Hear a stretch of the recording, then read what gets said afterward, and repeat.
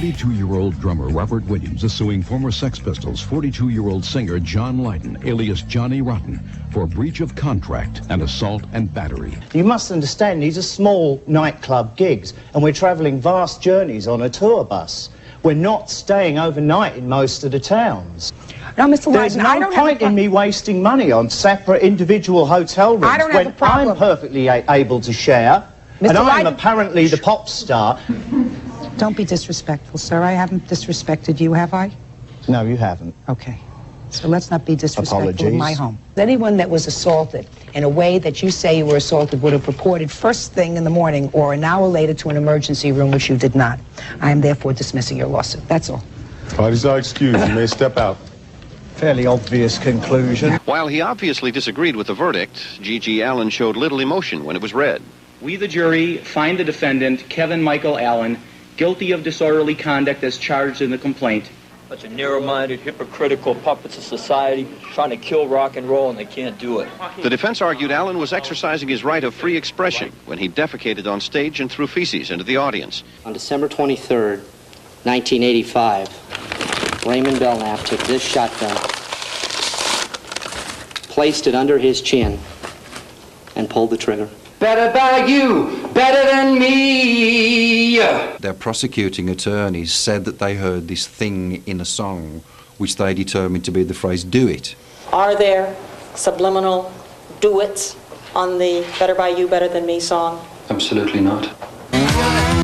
I said to the judge, I said, I'm going to play this backwards now, and I'm going to suggest to you that what you hear is this phrase, you know. So what we'll hear first is I asked for a peppermint, I asked for her to get one.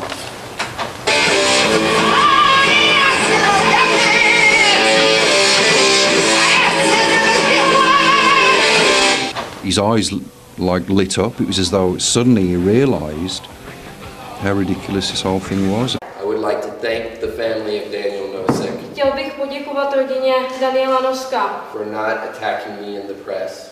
Že mě nijak nenapadá v tisku. And for their kind words today at this court. A také za milá slova, která dnes uvedli tady u soudu. I'm very sorry for your loss. If ultimately the Czech legal system pokud by český právní systém sentence me to prison, pokud by mě český právní systém poslal do vězení, I will do my sentence like a man. Zprošťuje obžaloby Městského státního zastupitelství v Praze ze dne 30.11.2012, kterou mu bylo kladeno za vinu, že dne 24.5.2010 8 v průběhu koncertu skupiny Loudwire, tím, že zpěvá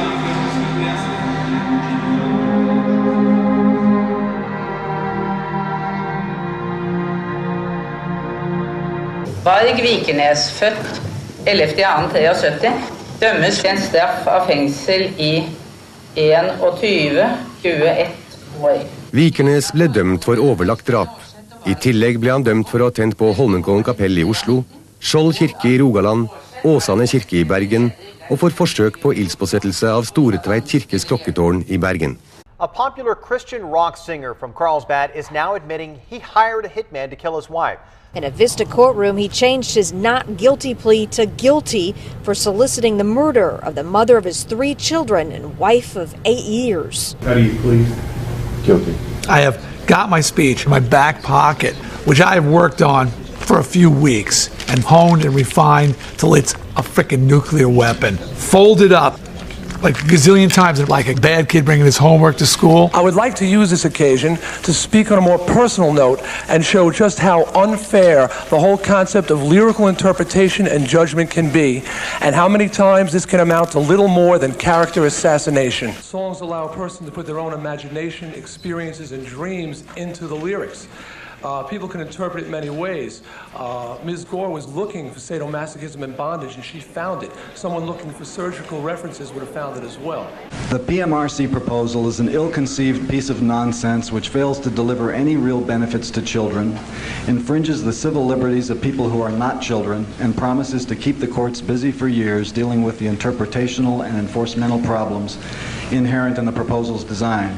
Their secretary told me on the phone last Friday that the PMRC has no members, only founders. I asked how many other DC wives are non-members of an organization that raises money by mail, has a tax-exempt status, and seems intent on running the Constitution of the United States through the family paper shredder. I asked her if it was a cult. Finally, she said she couldn't give me an answer and that she had to call their lawyer. Within a month or two of the time that Guns N' Roses formed, were you aware of any of its members doing drugs? Yes. Who?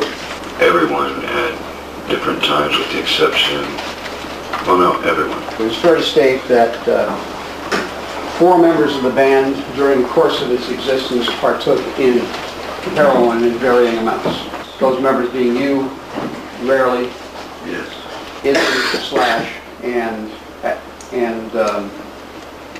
Steve Adler, correct? AC/DC's former drummer appeared composed in the dock but was barely audible, pleading guilty to charges of threatening to kill and possessing cannabis and methamphetamine. Details of the charges revealed that the most serious, threatening to kill, stemmed from Rudd's unhappiness last August that the launch of his new solo album had not gone well. The Crown prosecutor said Rudd was so angry that in September he wanted the person he held responsible taken out for it. When asked what he meant by that, the defendant said he wanted them taken care of because they were a bunch of and